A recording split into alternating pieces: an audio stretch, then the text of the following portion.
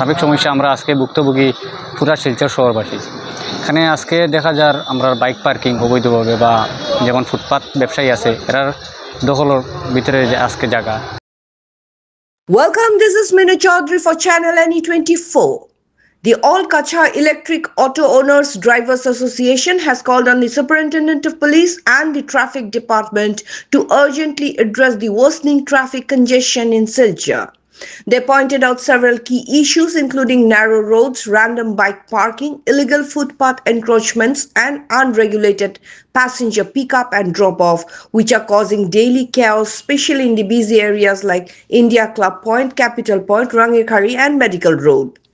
Association President Tahir Ahmed Mazumdar also alleged that the traffic police often issue unjust 2,000 rupees no parking e-challans to struggling daily wage auto drivers, adding to their financial burdens.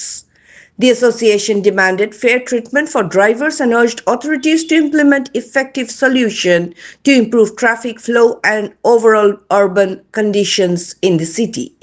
For more news and updates, subscribe our channel NE24, YouTube and support us by following the Facebook page. আজকে আমরা SP স্যারের কাছে plus আমার traffic in charge মহোদয়ের কাছে আমি আজকে memorandum submit করলাম, যাতে আমরা ইলেকট্রিক অটো বিশেষ করে সবার চকুত লাগে। তাই ইলেকট্রিক অটো বেশি হয়ে গেছে গা, কিন্তু অ্যাকচুয়ালি গুরুত্বপূর্ণ যেটা নিচের দিকে যেটা কথাবার্তা আছে, যেমন ট্রাফিক সমস্যা আমরা আজকে ভুক্তভোগী পুরা শিলচর শহরবাসী। এখানে আজকে দেখা যার আমরা বাইক পার্কিং অবৈধভাবে বা যেমন ফুটপাত ব্যবসায়ী আছে এরার দখলের ভিতরে আজকে জায়গা। রাস্তার কোনো প্যাসেঞ্জার নামাইতে হইলে গিয়া আমরা অটো গাড়ি বিশেষ করে আমরা রোডের উপরে নামাইতে লাগে। এই কারণে দেখা যায় ট্রাফিক সমস্যা।